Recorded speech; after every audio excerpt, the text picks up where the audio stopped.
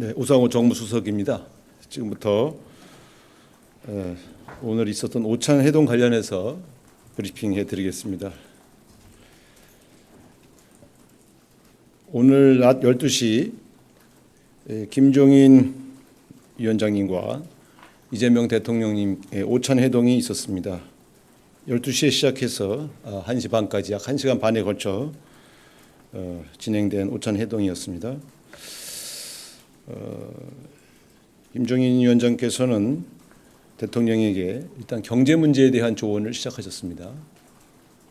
지금까지 대통령으로서 무난하게 잘 임무를 수행하고 계신 것에 대해서 치하하시면서 현재 대한민국 경제의 가장 큰 문제는 양극화 문제 그리고 저출생 문제가 가장 심각한 대한민국의 문제이므로 이 문제에 대해서 대책을 강구해야 된다. 이런 말씀하셨습니다. 또한 경제 문제에 있어서 중소제조업 경쟁력을 활성화하고 향상시키기 위한 그러한 정책을 관심을 갖고 진행해 달라 이렇게 당부하셨습니다.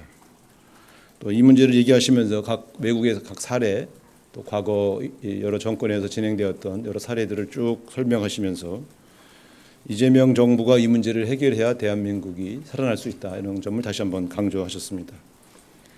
이에 대해 이재명 대통령님은 경륜이 있고 경험이 많으시니 계속해서 좀 도와달라 이렇게 당부하셨고 계속해서 본인 조언을 할 수 있도록 이렇게 노력하겠다 이렇게 화답하셨습니다. 또한 최근 미국과의 관세 협상 관련해서도 너무 조급하게 해결하려고 하지 말고 긴 호흡으로 해결해 나가려고 노력해야 된다는 점을 당부하셨고 특히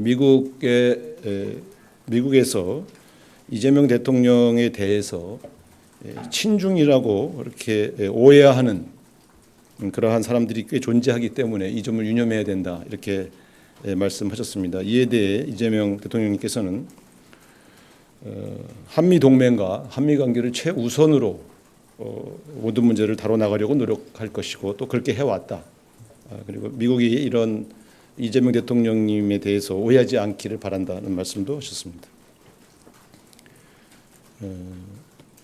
또 김종인 위원장께서는 우리 국민들이 현명하고 위대하기 때문에 대통령께서 조금만 잘 풀어나가면 신바람 나게 뛸 수 있는 그런 분위기가 만들어질 수 있고 그런 국민들의 협조를 원동력으로 대한민국의 문제를 풀어가길 바란다는 당부를 하셨습니다.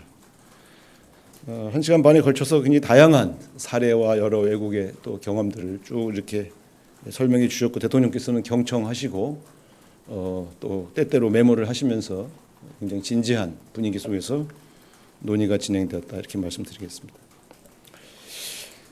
이어서 또 여러분들이 보도를 많이 하셔서 여러분들의 취재 편의를 돕기 위해서 오늘 이 자리에서는 공식적으로 대미 특사단 명단을 발표해 드리겠습니다.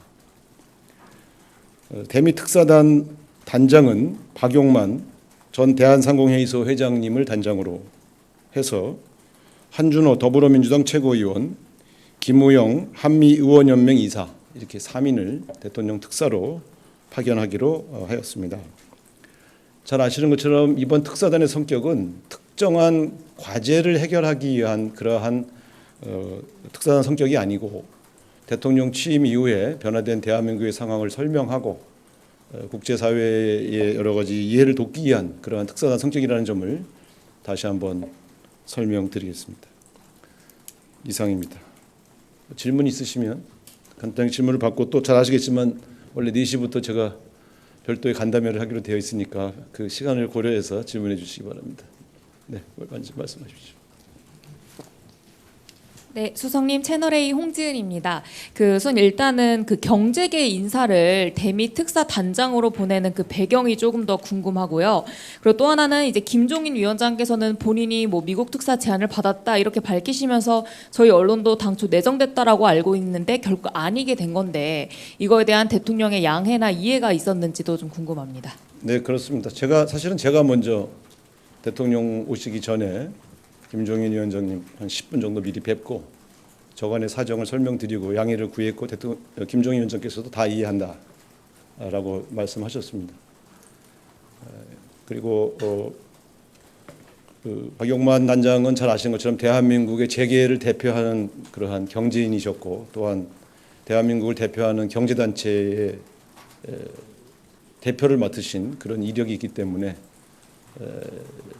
미국에서 보더라도 경제인과의 만남이 훨씬 더 자연스럽고 또 부드럽게 진행될 수 있다 이런 판단에서 말씀을 드렸고 본인이 흔쾌히 응낙하셨습니다.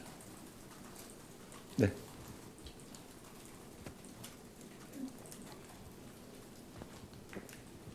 예, 안녕하세요. 매일경제의 송순입니다. 저도 좀 특사에 대해서 질문을 드리고 싶은데요. 저희가 이제 알고 있었던 것처럼 원래는 김종인 위원장님이 좀 가시는 걸로 돼 있었는데 그게 좀 이렇게 박용만 회장님으로 바뀌게 된 그 배경이나 재반 사정을 수석님께서 설명을 주셨다고 하셔서요. 좀 어떤 배경으로 그런 좀 교체라고 해야 될까 있었는지 말씀해 주시면 감사하겠습니다. 네, 여러분이 잘 알고 있는 그 사정 때문에 그렇게 됐습니다. 네.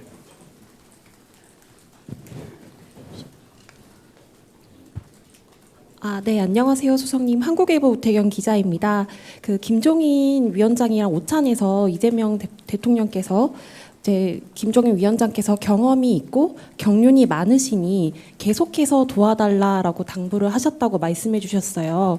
그 계속해서 도와주려면 정부에서 어떠한 역할 또 직책을 맡을 수도 있겠다라는 그런 뉘앙스로도 읽히는데 또 특정한 뭐 이런 직책이나 이런 것들에 대해서도 염두에 두신 발언으로 봐도 되는 건지 여쭤보겠습니다. 그렇게 생각하실 수도 있겠네요. 네. 그런데 오늘은 상당히 이 경제, 사회, 재반 정책들에 대한 아주 진지하고 굉장히 많은 사례를 가지고 설명을 해주셨고요. 이재명 대통령이 지금 시기에 대한민국 전환기에 해야 할 역할이 굉장히 중요하다는 그러한 내용을 중심으로 진행되면서 대통령께서 상당히 집중해서 경청하셨습니다. 그래서 앞으로도 이런 조언이 좀 필요하다 이런 판단을 하셨기 때문에 부탁을 드린 것이고 또 김종인 위원장께서도 앞으로 본인이 그런 역할을 할 수 있다면 계속해서 조언하겠다고 했으니까요. 일단은 무슨 직책을 제안하고 그런 자리는 아니었고 그런 조언을 들으면서 좀 가끔 이런 경륜 있는 어른의 이야기를 좀 들어야 되겠다고 판단하신 것으로 저는 그렇게 생각합니다. 그래서 무슨 향후에 어떤 뭐 정기적으로 볼 수 있는 어떤 뭐 직책을 제안하실지는 제가 알 수 없습니다만 일단 두 분이 만남을 가끔 부정기적으로 진행하면서 필요할 때마다 조언을 들으실 것으로 그렇게 생각을 합니다. 네. 네, 안녕하세요. 아시아경제 송승섭 기자입니다. 오늘 김종인 위원장님하고 오찬하시면서 양극화 저출생 중소기업 관련 얘기하셨다고 하셨는데 대통령께서는 이 세 부분에 대해서 어떻게 의견 표명하셨는지 궁금합니다. 계속 경청하시면서 그 조언을 구했고요. 또 김종인 위원장께서 지금은 이제 제가 단순하게 그 세 개의 영역을 말씀드렸지만 그 한 분야마다 그게 왜 대한민국의 현실이 좀 어떻고 그것 때문에 국민들이 어떻게 고통받는가를 외국의 여러 사례 또 그걸 극복한 나라들의 사례를 쭉 설명하셨기 때문에 여러 가지 뭐 굉장히 많은 대화가 왔기 때문에 여기서 다 설명드릴 수는 없고요. 대통령께서는 이제 이런 문제를 해결해야 되는 것이 이재명 정부의 과제라는 그런 반응을 보이셨습니다.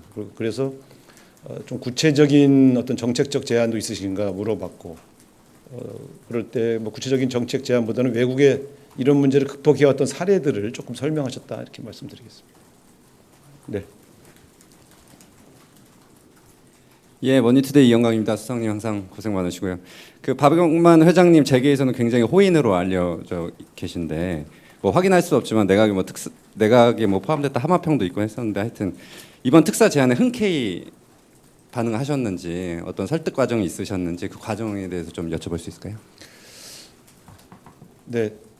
여러 가지 사정 설명을 드리고 역할을 맡아달라고 했을 때 흔쾌히 맡으셨습니다. 네.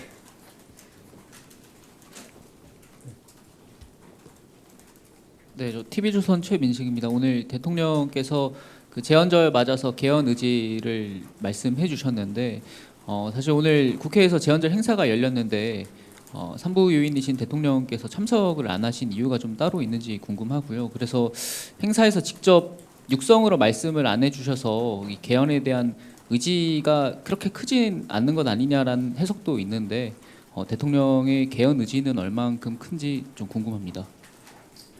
제헌절 행사는 잘 아시는 것처럼 국회가 주최하는 국회 행사이고 전통적으로 대통령이 참석한 사례는 없었다 이렇게 말씀을 드리겠습니다.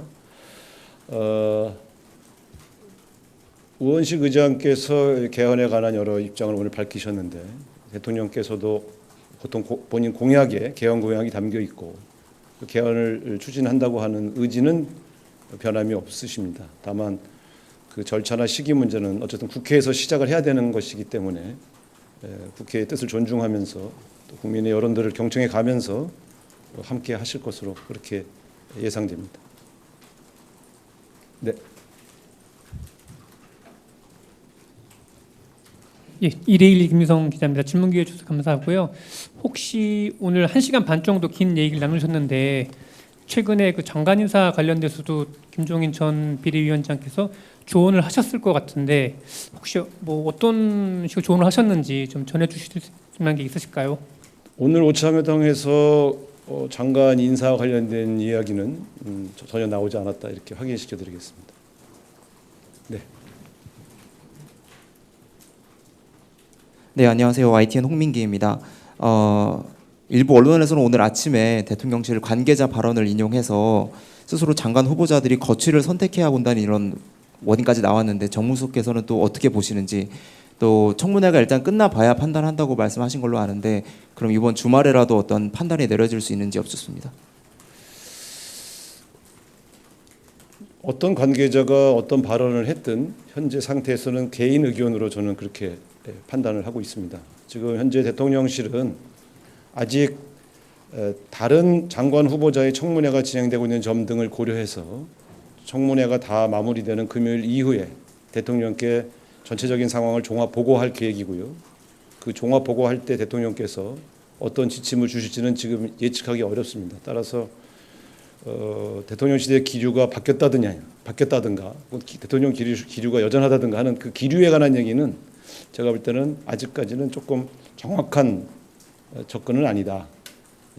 이렇게 말씀드릴 수 있겠습니까? 말하자면 어떤 판단에 대한 기류가 현재 있는 것은 아니다. 아직 종합보고하지 않았고 종합보고한 이후에 대통령님께서 일정한 인사권자로서의 판단을 하실 것으로 예상합니다. 아직은 어떤 방향으로 갈지 예측하기 어렵습니다.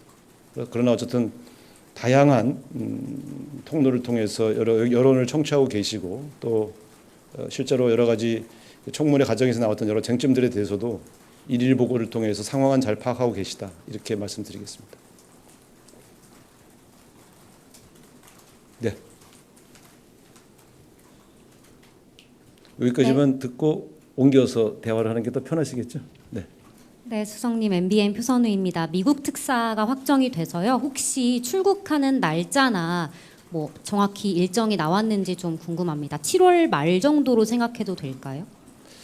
사실은 제가 계속해서 발표를 해드리지 않은 이유는 당사국 간의 면담 일정이나 또 그런 것들이 확정되지 않아서 그냥 명단만 발표하는 것이 큰 의미가 없어서 계속 명단 발표를 하지 않았던 것입니다. 마치 아직 발표하지 않은 다른 나라들도 마찬가지입니다. 그래서 일정이 확정되는 나라 순으로 먼저 발표를 해드릴 예정인데 주미 특사단의 경우에는 미국 특사단의 경우는 아직 면담 대상자와 면담 일정이 확정되지 않았다. 이렇게 그래서 아직 특별히 그 문제에 대해 답변드릴 수 있는 내용이 없다. 이렇게 말씀드리겠습니다. 네, 또 다른 얘기는 이제 좀 옮겨서 편한 관계로 말씀을 드리겠다고 하겠습니다. 자, 고맙습니다.